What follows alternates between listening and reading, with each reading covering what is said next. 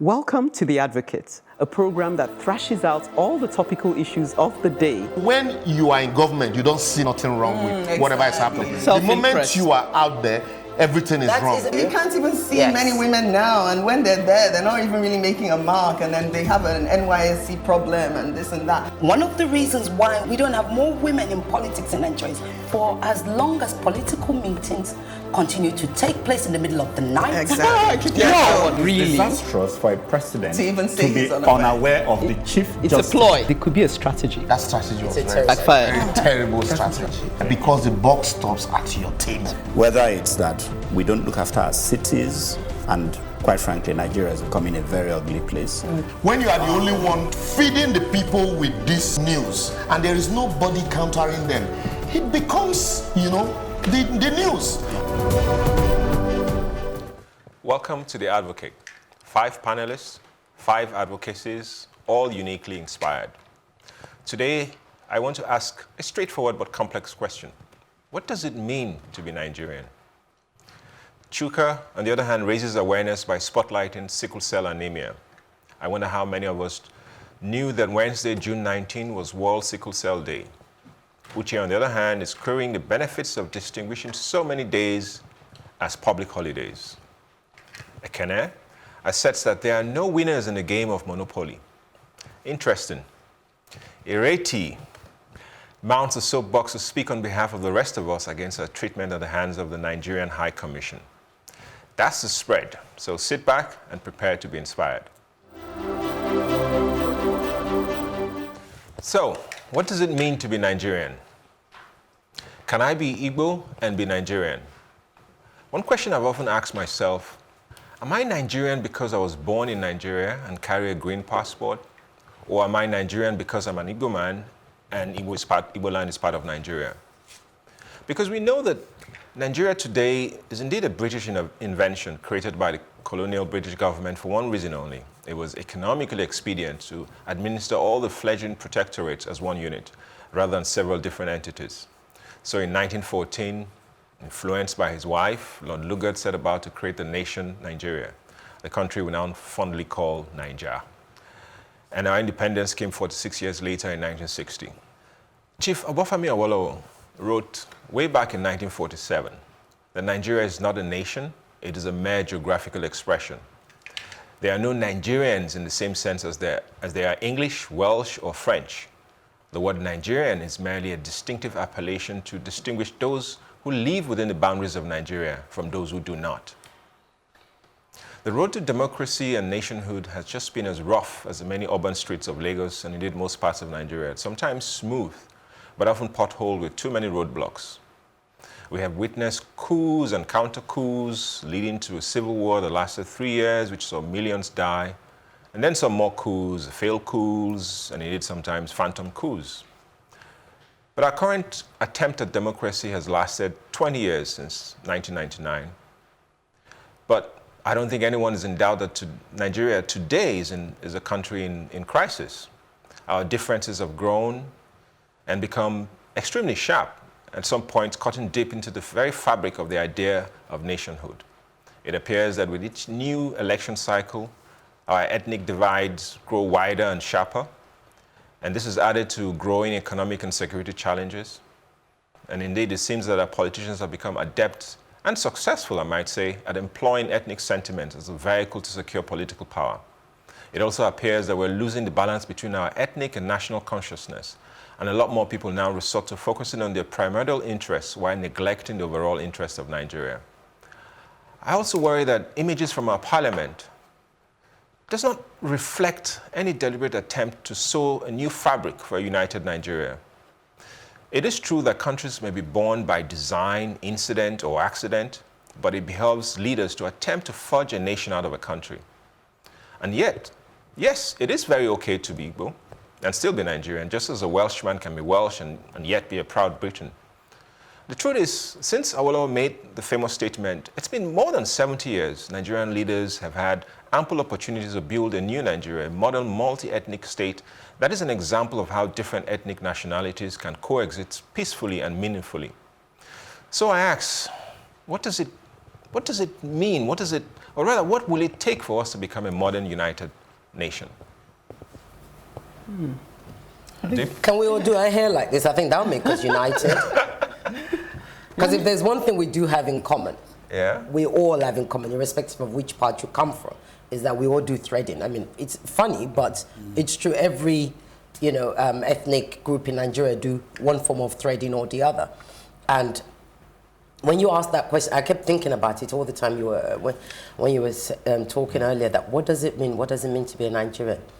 I don't think you can actually ever truly define it in a sentence, but I think it's more like what's it called? It's not a foreboding, but there's something that you carry with you, and I think that's what makes you Nigerian. So for me, I become more Nigerian when I'm outside of Nigeria, because then I see myself as an ambassador of, and therefore I can then say I am Nigerian because, I'm also Nigerian, like I said, because of the fashion, because of the clothes, because of the culture, all of which for me is fundamentally important. So each person has to, and as I was saying to you earlier, I see myself as a custodian of my Nigerian culture and a custodian of my Yoruba culture, both of which are what makes me Ireti. Yeah, I mean, I think she's probably agreeing with you. Is there a Nigerian culture, really? Yeah, I mean, again, let me just carry on from where she left off. I think we all seem to be saying, at least following on from what you said and what Ireti said, that you can have multiple identities. Yes. I think nobody has a problem with that. But what I put down when you were talking was that, identity really is about belonging, having a sense of belonging. That's right. And so I wanted to understand, when you talked about primordial interests, are you associating that with the tribalism that people are exhibiting? In which case, are you saying that people's expression of tribalism is more of a selfish thing than it is about? So you're trying to sort of use it in a divisive way rather than in a complementary way. Am I getting that right? Did you mean it to be divisive? I meant it to be, because that's the reality. That's the reality is that when it's used negatively. Oh, yeah, it's used negatively. Rather than proudly. Exactly. Because it's meant to be complementary. Yeah. And again, I just want to agree with you that, yes, a lot of times what people practice now is political identity politics in that sense. Yes. So they're using it against us, because anyone with a sense that really wanted the best for Nigeria would see that if you unite us under a common identity, under a common, something to defend, like what Ireti is saying, a sense that we have something to defend together, then people are more likely to push in one direction. But for some reason, it comes more naturally to politicians. Maybe it's because they're not doing what they should be doing. Correct. To play divisive politics. Okay. So to answer your question, what do we need to do? Well, we need to, again, first to our leaders, continue to hold them accountable for what they're not doing. But even we ourselves need to resist the urge to be manipulated by this kind of politics. We need to avoid all this going down to, you against us, because it's not true. Yeah, I mean, I think the reason why we go into this whole tribalistic mood is because it feels like there isn't enough of the national cake to go around. Okay. So when people are thinking, there's not enough to go around, suddenly it's like, let's grab what we can for us. I think the politicians definitely play on this because they don't want a lot to go around. Yeah. So in order to confuse us and distract us, then they tell us that, it's just that somebody is doing, divide and conquer. Everybody's doing this for one particular group. So I want to say that, outside Nigeria, I do then see myself as a Nigerian first. But within Nigeria, I then see myself as Igbo, and then Nigerian. So that's how I see myself. There's definitely a Nigerian identity, I think, because when people meet us outside or in their own countries, they're quick to say, that's a Nigerian. And meanwhile, you're Yoruba, you're Igbo, you're Hausa, but yet there seems to be a Nigerian identity. I think the problem is Awolowo's statement was faulty. Essentially because what he forgot to, or maybe it was too early for him to see it, but if you create a structure, it can become as if the structure happened naturally, and things if you do it properly, and things will flow. Even if you didn't do it properly, even if you just, and I tell you, human beings are funny. We will adapt. The truth is, once you create Nigeria and set the boundaries, and we say that man is from Cameroon, the other man is, we exclude them, and immediately we set about. It's like going to boarding house. You have to belong to that closed group. Yes, so why then have we not? And then you form strong bonds here and there. Yeah. The problem is that in politics, it's destroying us in that field. It is really destroying us, and it will make inroads into other aspects of our lives. What I want to pick up from what you said, and I think Uche also touched on it, is we need to ask. I do ask people. It's a very tough question for people to answer, but I say to them, when you wake up in the morning, do you think first as a Nigerian or as an Igbo, Hausa, Yoruba, whatever? And Uche was right. I don't think first as a Nigerian. I think first as a Yoruba girl, because that is the first that is the first language. That is my first. That is my first connection to being Nigerian. Just to take on from what you said, in a sense, about the national cake not being enough. People find it easier to identify behind success. Unfortunately, Nigeria is a story of potential and not enough. So I think all it takes is for us to do something well. Even if there's a glimmer of hope, you find that people will galvanized. You know, even when it looked like we could win the World Cup, just the slight, everybody got behind the Nigerian identity. I think people just feel so frustrated by the fact that Nigeria is a story of huge potential and not enough. Plus, if we're to unite, we must restructure. I'm sorry. If we carry on the way we are, many people will feel excluded. Everybody feels excluded. There is no group in Nigeria that doesn't feel marginalized. Everybody's feeling marginalized. So what's going on? And I'll tell you what I think is going. It's funny you should ask that question, and Emeka touched on it, and we've touched on it before. Biafra.